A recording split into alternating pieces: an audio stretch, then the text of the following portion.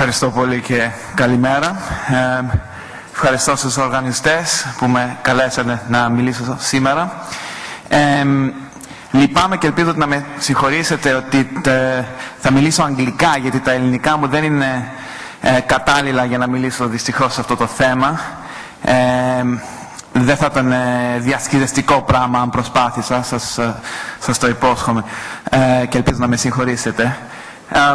Ευχαριστώ. Thank you very much to the organisers, to Fiona Harvey, to Andreas Papandreas and the organisers for inviting me here to talk today. What I'm going to talk about today is the broad principles for a globally coordinated global deal to be negotiated at Copenhagen and thereafter. It's a very complex issue, as we all know, but there are certain key elements that are, I think, essential and at the core of developing any kind of feasible agreement to move forward on ambitious climate change and achieve a reduction in the risks from global warming. And that's what I'm going to take us through today. It's very high level, but I think without these core elements, you really will be very hard placed to get close to the kind of coordinated response that we need at a global level. Well, this is a chart that we produced at the Stern Review. Many of you are familiar with it. I apologize, it's a very busy chart. There's a lot happening there, and I won't even have time to take you through it. But essentially what it shows is temperature changes relative to pre-industrial times along the horizontal axis across 5 dimensions here. We affectionately call this our flaming arrows chart, but the deeper the colors, the darker the red, the more intense the likely events and the more likely, the more probable they are. To give you some context here, we're talking about a scale of 1 to 5 degrees. 5 degrees is where the world will probably be sometime in the next century if we carry on emitting as we are, according to the IPCC. 5 degrees doesn't sound like very much. It's much less than your daily variation in temperature. But to give you some indication of what that means, the last time the world was 5 degrees cooler, we were in an ice age, and Northern Europe was under ice sheets. Places with large populations were under meters and meters of ice. The last time the world was 5 degrees warmer was some 50 million years ago during a period called the Eocene period, where the poles were characterized by swampy forests, and there were crocodiles present on the poles as well. We're talking about that kind of change over a period of 150 years if we carry on as we are. It's inconceivable that there won't be a profound change to the physical and human geography of the planet under those kinds of temperature changes.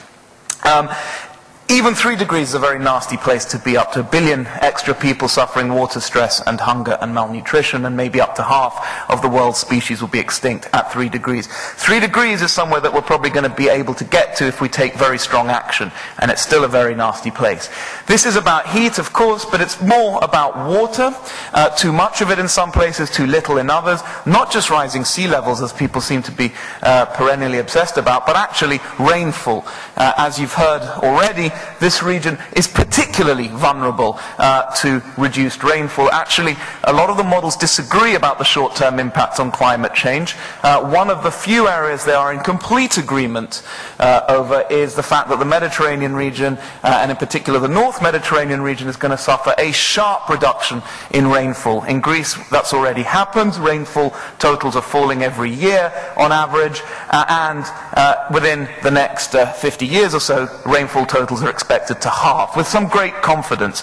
That means that Greece will look very different in 50 to 70 years, and will have a topology and a geography that's more akin to North Africa than to present-day Greece. And it always strikes me as incredible when I was in Copenhagen recently, and in Copenhagen this is an electoral issue. If politicians do not take action on climate change, they don't get elected.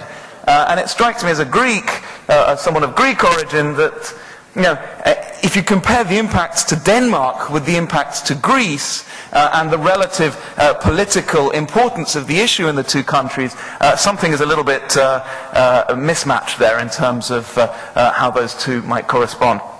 So that's the story, and at the bottom here we have these risks of abrupt irreversible thresholds. When you surpass a certain temperature change, things start to happen that make controlling climate change even harder. The West Antarctic or the Greenland ice sheet may melt, and that will push water levels up by perhaps 50 centimeters to a meter, but also you start having these releases of greenhouse gases, methane, carbon dioxide from permafrost as the tundra starts to melt, as the rainforests die back, and as the absorptive capacity of the oceans starts to deplete. And that means that actually it's very difficult once you reach a certain point to reverse the process. You've got these positive feedback mechanisms. So those are the impacts. Let's now look at what can be done. And I'm afraid this story becomes even more, in some senses, depressing when we look at the amount of effort that needs to take place in order to bring about a reduction in some of those risks we saw in the first part. I say depressing, but we'll see in a minute that actually the challenge is one that we can definitely rise to if we are prepared to do so. But here is the challenge.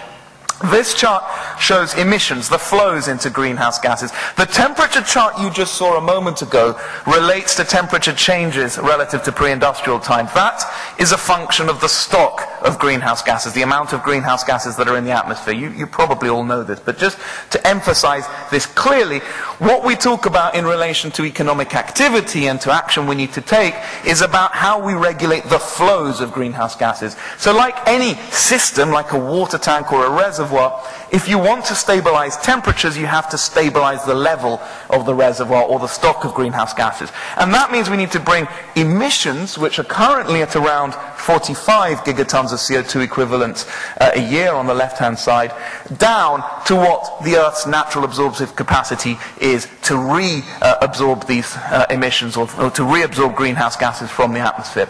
To give you an indication of what that means, we're currently at 45. The blue line, which